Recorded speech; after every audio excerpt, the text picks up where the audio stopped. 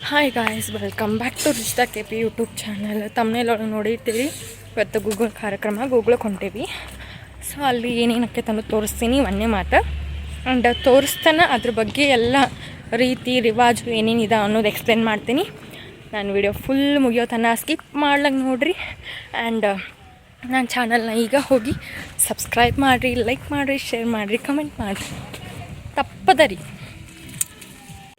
ಇದನ್ನು ನೋಡ್ರಿ, ನಮ್ಮ ಈರಣ್ಣನ ತೇರ ಅಂದರೆ ವೀರಭದ್ರೇಶ್ವರ ತೇರ. ಸೊ ಗುಡಿಗೆ ಹೋಗಿ ದೇವ್ರಿಗೆ ನಮಸ್ಕಾರ ಮಾಡಿದಾದ್ಮೇಲೆ ಕೇಳ್ಪಡಿಸೋದು ಏನಪ್ಪ ಅಂದ್ರೆ ಗುಗ್ಗಳ ಪೂಜೆ ಮುಗಿದು ಗುಗ್ಗಳ ಊರಾಗ ಹೋಗೈತಿ ಅಂತೇಳಿ. ಸೊ ನಾನು ಊರಾಗ ಹೋಗ್ಬೇಕಂತ ಹೇಳಿ ದೇವ್ರಿಗೆ ಒಂದ್ಸರಿ ನಮಸ್ಕಾರ ಮಾಡ್ಕಾಸ್ ಊರಾಗ ಹೋಗ್ಬೇಕಂತ ಹೊಂಟಿದ್ದೆ. ಆ್ಯಂಡ್ ಅಲ್ಲಿ ಏನೇನಕ್ಕೆ ಅನ್ನೋದು ತೋರಿಸ್ತೀನಿ. ಆ್ಯಂಡ್ ಈ ವಿಡಿಯೋ ನಾನು ಸ್ವಲ್ಪ ಕಟ್ ಮಾಡಿಲ್ಲ, ನೀವು ಕಟ್ ಮಾಡ್ಲಂಗೆ ನೋಡಿರಿ, ಸ್ಕಿಪ್ ಮಾಡ್ಲಂಗೆ ನೋಡಿರಿ.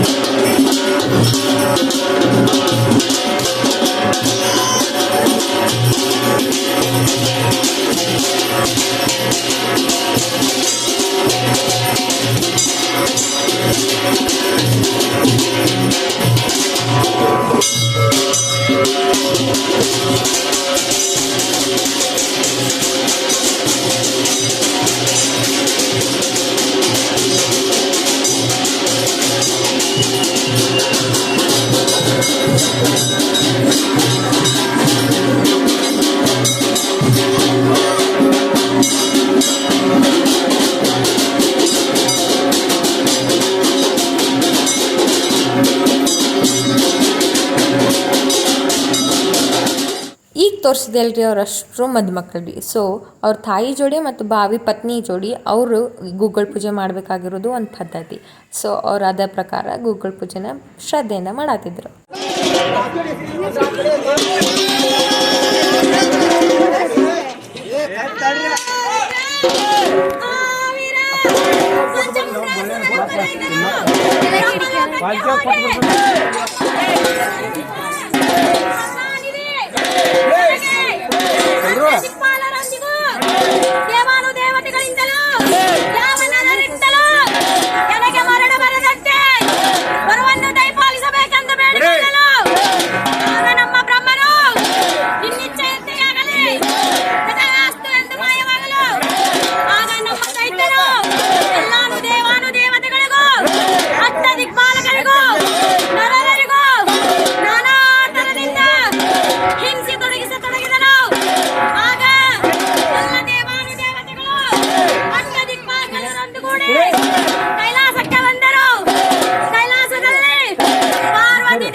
ಪರಮೇಶ್ವರನನ್ನು ನೋಡಿ ಕೈಲಾಸದಲ್ಲಿ ಹೇ ದೇವ ಬಂದ ಕಾರಣವೇನೆಂದು ಹೇಳಿರಿ ಎಂದು ನಮ್ಮ ಪರಮಾತ್ಮರು ಇಚ್ಛೆಯಿಂದ ಕೇಳಲು ಆಗ ಎಲ್ಲರೂ ಹೇಳಿದ್ದೇನೆಂದರೆ, ಆಗ ಎಲ್ಲ ದೇವಾನುದೇವತೆಗಳು ಕೇಳಿದ್ದೇನೆಂದರೆ, ಎಲೆ ಕೈಲಾಸವಾಸಿಯಾದ ಶಾಂತಮೂರ್ತಿ ಕೇಳು,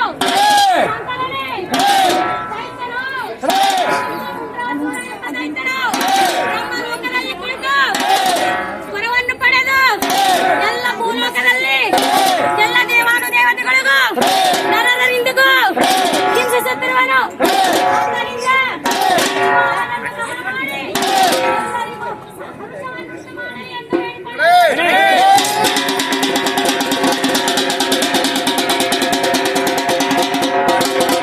ನಮ್ಮ ಪರಮೇಶ್ವರನು ಆಗಲಿ ಎಂದು ದೇವಾನುದೇವತೆಗಳನ್ನು ಹಿಂದಿರುಗಿಸಿ ಆಗ ತನ್ನ ಮೂರನೆಯ ಮಗನಾದ ಶ್ರೀ ವೀರಭದ್ರನನ್ನು ಕರೆದು, ವೀರಭದ್ರ ಎಲ್ಲ ದೇವಾನುದೇವತೆಗಳಿಗೂ ಪಂಚಮುಂಡ್ರಾಸುರನೆಂಬ ದೈತ್ಯನ ಹಿಂಸಿಸುತ್ತಿರುವನು. ಆದ್ದರಿಂದ ನೀನು ಹೋಗಿ ಅವನನ್ನು ದಮನ ಮಾಡಿ ಎಲ್ಲರಿಗೂ ಹರ್ಷವನ್ನುಂಟು ಮಾಡಿದ ಎಂದು ಹೇಳಲು, ಆಗ ನಮ್ಮ ಈರಣ್ಣ ದೇವರು ಭೂಲೋಕಕ್ಕೆ ಬಂದು, ಆಗ ನಮ್ಮ ದೈತ್ಯರು ಭೂಲೋಕದಲ್ಲಿ ಕೈಲಾಸವನ್ನು ಸುಡುವೆನೆಂದು ಘೋರವಾದ ತಪಸ್ಸನ್ನು ಹೂಡಲು, ಆಗ ನಮ್ಮ ಶ್ರೀ ವೀರಭದ್ರನಿಗೆ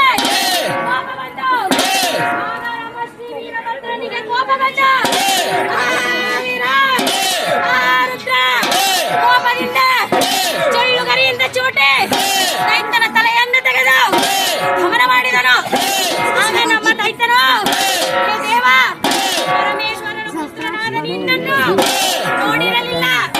ನಿನ್ನ ಪವಾಡವನ್ನು ಕೇಳಿದ್ದನಷ್ಟೇ ನೋಡಿರಲಿಲ್ಲ ದೇವ. ನಾನು ಮಾಡಿದ ತಪ್ಪನ್ನು ಕ್ಷಮಿಸಿ, ನಾನು ಮಾಡಿದ ತಪ್ಪನ್ನು ಕ್ಷಮಿಸಿ ನನ್ನ ದೇಹವನ್ನು ಪಾವನ ಮಾಡಬೇಕೆಂದು ಬೇಡಿಕೊಳ್ಳಲು ಆಗ ನಮ್ಮ ಶ್ರೀ ವೀರಭದ್ರ ದೇವರು ನಿನ್ನಿಚ್ಛೆಯಂತೆ ಆಗಲಿ ದೈತ್ಯ ಎಂದು ತಲಿಪರಟೆಯನ್ನೇ ತೆಗೆದು ಕಡವನ್ನು ಮಾಡಿದನು. ಕೈಗಳನ್ನೇ ತೆಗೆದು ಗಟ್ಟಿಗೆಗಳನ್ನು ಮಾಡಿದನು. ಕಿವಿಗಟ್ಟೆಯನ್ನೇ ತೆಗೆದು ಗತ್ತಿಗೆಯನ್ನೇ ಮಾಡಿದನು. ಕರುಗಳನ್ನೇ ಕಿತ್ತು ಸಿಂಬೆಯನ್ನು ಸುತ್ತಿದನು. ನದಿಯ ನೆಣವನ್ನೇ ಕಿತ್ತು ರಕ್ತವನ್ನಾಗಿ ಮಾಡಿದನು. ರಕ್ತವನ್ನೇ ಬಸಿದು ಕುಕ್ಕುಳ ಕೊಡಕ್ಕೆ ಎಣ್ಣೆಯನ್ನು ಮಾಡಿದನು. ಅಂದಿನಿಂದ ಇಂದಿನವರೆಗೂ ಆಗ ರೈತರು ನಾಲಿಗೆ ಚಾಚುವುದನ್ನು ಕಂಡು ದೈತ್ಯನು ನಾಲಿಗೆ ಚಾಚುವುದನ್ನು ಕಂಡು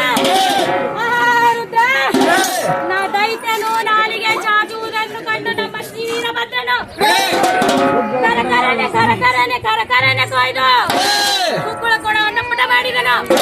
ಅಂದಿನಿಂದ ಇಂದಿನವರೆಗೂ ಕುಕ್ಕುಳ ಕೊಡ ನಿರ್ಮಾಣವಾಯಿತು. ದೇವ ಜಲದಂಕ ಮಲ್ಲ ಭದ್ರಕಾಳಿ ರಮಣ ನಿನ್ನ ಪವಾಡ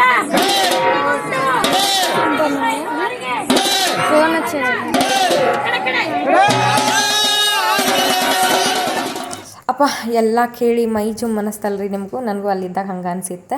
ಅಷ್ಟು ಮೈ ರೋಮಾಂಚನಗೊಳ್ಳುವಂಗೆ ಆ ವ್ಯಕ್ತಿ ಅಂತಂದ್ರೆ ಆ ಆಂಟಿ ಹೇಳಿದ್ರೆ ಭಾಳ ಅಂದ್ರೆ ಭಾಳ ಖುಷಿ ಆಯ್ತು. ಒಂದು ಹೆಣ್ಮಗಳು ಹೇಳಿದ್ದು ಫಸ್ಟ್ ಟೈಮ್ ನಾಲ್ಕು ಹೇಳಿದ್ದೆ.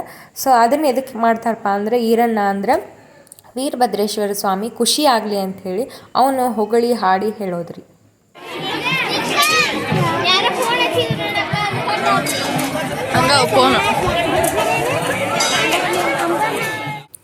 ನಮ್ಮ ಊರಾಗ 108 ದೇವ್ರ ಗುಡಿ ಇದಾವ್ರಿ, 108 ಬಾವಿ ಅದಾವ್ರಿ. ಬಂದು ವಿಸಿಟ್ ಮಾಡಿರಿ ನೀವು. ಹಂಗೆ 108 ಗುಡಿ ಮುಂದೆ ಅನ್ನೋದಕ್ಕಿಂತ ಯಾವ್ಯಾವ ವಿಶೇಷ ದೇವರ ಗುಡಿ ಇದಾವಲ್ಲ ಆ ಗುಡಿ ಮುಂದ್ಗಡೆ ನಿಂತ್ಕೊಂಡು ಆಗ ಗುಗ್ಗಳ ಪೂಜೆನ ನೋಡ್ತಾ ನಾವೆಲ್ಲರೂ ಖುಷಿ ಪಡಾತಿದ್ವಿ ರೀ. ಅದ್ರಾಗಿದು ಒಂದು ದೇವರು.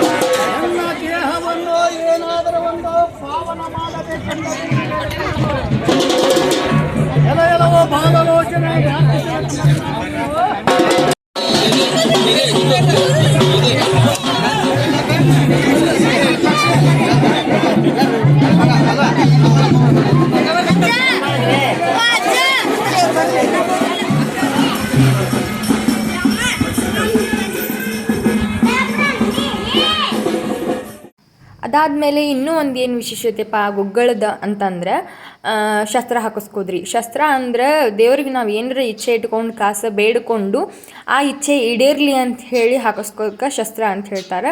ಸೊ ಅದನ್ನು ಭಕ್ತಿಯಿಂದ ಹಾಕಿಸ್ಕೊಂಡ್ರೆ ಯಾವತ್ತೂ ನೋವು ಆಗೋದಿಲ್ಲ ಅಂಥೇಳಿ ಕೇಳ್ಪಟ್ಟೇನ್ರಿ, ನಾನು ಅನ್ಭವಿಸೇನಿ ರೀ. ಇನ್ ಕೇಸ್ ನಾವು ಹೆದರ್ಕೊಂತ ಹಾಕಿಸ್ಕೊಂಡಿವಿಪ್ಪ ಅಂತಂದ್ರೆ ನೋವು ಆಗಿದ್ದನ್ನು ನೋಡೇವ್ರಿ ನಾವು.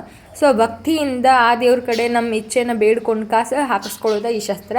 ಸೊ ಅವರು ಹೇಳೋದು ಅದ, ಹೆದ್ರಕ್ಕೆ ಹೋಗ್ಬೇಡ್ರಿ, ಭಕ್ತಿಯಿಂದ ಹಾಕಿಸ್ಕೊಳ್ರಿ, ಏನಾಗಂಗಿಲ್ಲ ಅಂಥೇಳಿ. ಸೊ ನಾನು 2 ಸರಿ ಹಾಕಿಸ್ಕೊಂಡಾಗೂ ನನ್ನ 2 ಆಸೆನೂ ಈಡೇರಾವ. ಸೊ ಹೆದರಿಲ್ಲ, ಆಮೇಲೆ ಯಾವುದೂ ಖಲಿನೂ ಉಳ್ದಿಲ್ಲ ನನ್ನ ಮುಖದ ಮೇಲೆ.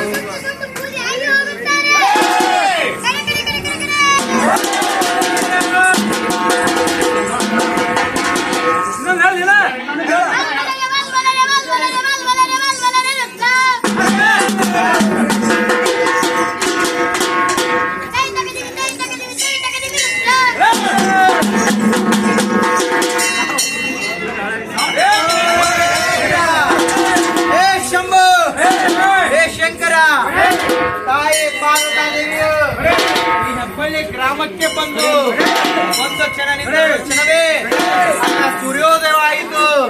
ತಾನು ಸ್ನಾನವನ್ನು ಮಾಡಬೇಕು. ಆ ಸ್ನಾನವನ್ನು ಮಾಡುವ ಸಮಯದಲ್ಲಿ ತಾನು ಒಳಗೆ ಹೋಗುವ ಸಮಯದಲ್ಲಿ ಹೇ ಶಂಭು, ಹೇ ಶಂಕರ, ಯಾರಾದರೂ ಬರಬಹುದೆಂದು ಹೆದರಿಕೆಯಾಗಿ ಒಂದು ಗೊಂಬಿಯನ್ನು ಮಾಡಿ ಆ ಗೊಂಬಿಗೆ ಜೀವದಾನವನ್ನು ಕೊಟ್ಟು ಹೇ ಶಂಭು, ಹೇ ಶಂಕರ, ಆ ಗೊಂಬಿಗೆ ಏನು ಹೇಳುತ್ತಾಳೆಂದರೆ ಒಳಗೆ ಯಾರನ್ನು ಬರದಂತೆ ನೀನು ಕಾಪಾಡಿ ಎಂದು ಹೇಳಿ ಹೇ ಶಂಕರೇ, ಹೇ ಶಂಭು, ಆಗ ಗೊಂಬಿಯು ಆಯಿತು ಎಂದು ತಾಯಿಗೆ ವಚನವನ್ನು ಕೊಟ್ಟು ಕೈಲಾಸದಿಂದ ಮಲ್ಲಿಕಾರ್ಜುನ ಎನ್ನುವ ರೂಪದಲ್ಲಿ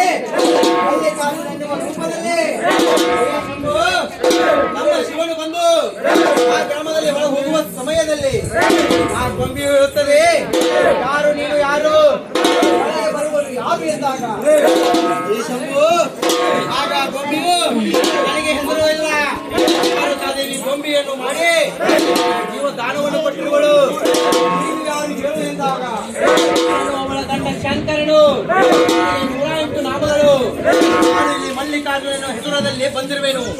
ಹೇ ಶಂಭು, ಹೇ ಶಂಕರ, ಆಗ ಗೊಂಬಿಯು ಒಳಗೆ ಬಿಡದಂತೆ ಅವರನ್ನು ಕಾಯ್ದಾಗ ಆಗ ಮರಳಿ ಕೈಲಾಸಕ್ಕೆ ನಮ್ಮ ಶಿವನು ಹೋಗಿ ಆ ನಂದೀಶನನ್ನು ಕರೆದುಕೊಂಡು ಬಂದು ಹೇ ನಂದೀಶನೇ, ಶಿವನಿಗೆ ಶಾಂತನಾಗಿ ಗೊಂಬಿಗೆ ಶಾಂತನಾಗಿದ್ದು ನೀನು ಒಳಗೆ ಹೋಗಲು ಬಿಡು ಎಂದು ಹೇಳಿದಾಗ ಆಗ ನಂದೀಶನೇ ಹೇಳಿದರು, ಗೊಂಬಿಯು ಒಳಗೆ ಬಿಡಲಾರದ ಕಾರಣ ಹೇ ಶಂಭು, ಹೇ ಶಂಕರ, ಆ ಕ್ಷಣದಲ್ಲಿ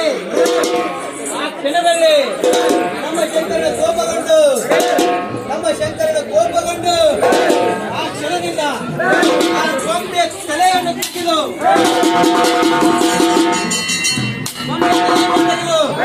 ಆ ಗೊಂಬೆಯ ತಲೆಯನ್ನು ತೆಗೆದು ನಾನು ನಿಂತಿರುವ ಕ್ಷಣದಲ್ಲಿ ಆ ಗೊಂಬೆಯ ಅಳುವ ಕ್ಷಣವನ್ನು ನೋಡಿಕೊಂಡು ಒಳಗೆ ಕುಂತಿರುವ ಪಾರುಕಾದೇವಿಯು ಗುರು ಗುರು ಗುರು ಎಂದು ಅಳುತ್ತಾ ಬಂದು ಆ ಗುರು ಗುರು ಎಂದು ಅಳುತ್ತಾ ಬಂದು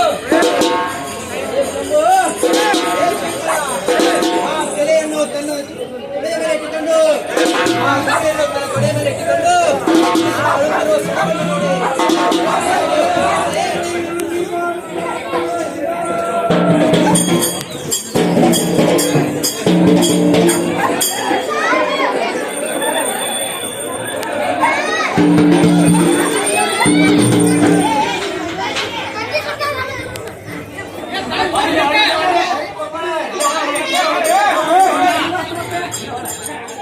ಇದು ನಮ್ಮ ಈರಣ್ಣನ ಪಲ್ಲಕ್ಕಿ ನೋಡ್ರಿ.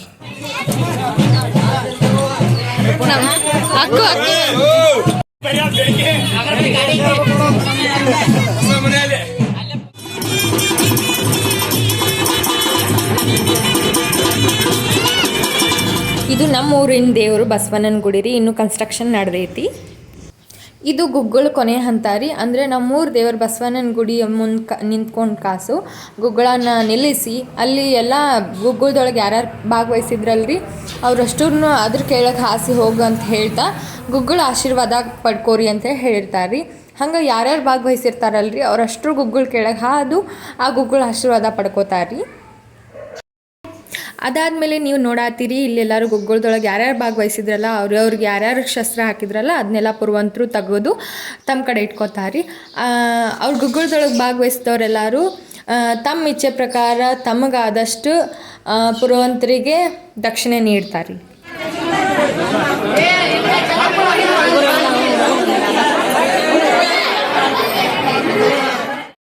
ಅದಾದಮೇಲೆ ಎಲ್ಲರೂ ಬಂದು ಕಾಸ ಈರಣ್ಣನ ಗುಡಿ ಮುಂದೆ ಕುಂತ್ಕೊಂಡಾದ್ಮೇಲೆ ಪುರವಂತರು ತಮ್ಮ ಕೈಲಾದಷ್ಟು ಉಡುಗೆ ತೊಡುಗೆಯನ್ನು ಗುಗ್ಗಳದೊಳಗೆ ಇದ್ದವ್ರಿಗೆ ಕೊಟ್ರಿ. ಅದನ್ನ ಎಲ್ಲರೂ ಖುಷಿ ಪಟ್ಟಿಸ್ಕೊಂಡ್ರು. ನಾವು ಎಲ್ಲರೂ ದೇವ್ರ ದರ್ಶನ ಮಾಡೋಕ್ಕಂತೇಳಿ ಒಳಗೆ ಹೊಂಟಿದ್ವಿ. ದೇವ್ರ ದರ್ಶನಕ್ಕೆ ಅಂಥೇಳಿ ಈರಣ್ಣನ ತೊಟ್ಟಲದೊಳಗೆ ಒಳಗೆ ಹಾಕಿ ತೊಗಾತಿದ್ರೆ ನಾವು ಹೊರಗೆ ನಿಂತ್ಕೊಂಡು ಇದನ್ನೆಲ್ಲ ಪೂಜೆ ನೋಡಾತಿದ್ವಿ. ಹಿಂಗಾತು ನೋಡ್ರಿ ನಮ್ಮ ಊರಾಗಿನ ಗುಗ್ಗಳ ಪೂಜೆ. ಸೊ ಇದೆಲ್ಲ ಸುರಕ್ಷಿತವಾಗಿ ಸುಲಭವಾಗಿ ಸರಾಗವಾಗಿ ಸಾಗಬೇಕಂತಂದ್ರೆ ಎಲ್ಲರೂ ನಿಷ್ಠೆ ಶ್ರದ್ಧೆ ಮತ್ತು ಮಡಿಕಾರಣ ಇದು ಯಾವುದೂ ಇರಲಿಲ್ಲ ಅಂತಂದ್ರೆ ಗುಗ್ಗಳ ಪೂಜೆ ಇಷ್ಟು ಚಂದಮೆ ಆಕೈತೆ ಅಂಥೇಳಿ ಯಾರು ಅಂದ್ಕೊಂಡಿದ್ದಿಲ್ಲ. ಅಷ್ಟು ಚಂದ ಆತ್ರಿ. ಬಟ್ ಈ ವರ್ಷ ಎದಕ್ಕೋ ಸ್ವಲ್ಪ ಲೇಟ್ ಆಗಿತ್ತು. ಇರ್ಲಿ, ಇಟ್ಸ್ ಓಕೆ. ಬಟ್ ಇಷ್ಟು ಚೆಂದಾಗಿದ್ದಕ್ಕೆ ಭಾಳ ಖುಷಿ ಪಟ್ವಿ. ಎಲ್ಲರೂ ಮಂಗಳಾರತಿ ಹಾಡಾತಿದ್ರಿ. ಮಂಗಳಾರತಿ ಕೇಳಿಸ್ಕೊಂಡು ಈರಣ್ಣನ ತೊಟ್ಟಲದೊಳಗೆ ಹಾಕಿ ತೂಗಿ ಕಾಸು ಅಲ್ಲೇ ಮಾಡಿರೋ ಅನ್ನ ಸಾಂಬಾರು ನಾವು ಮನೆಗೆ ಬಂದ್ವಿ ರೀ.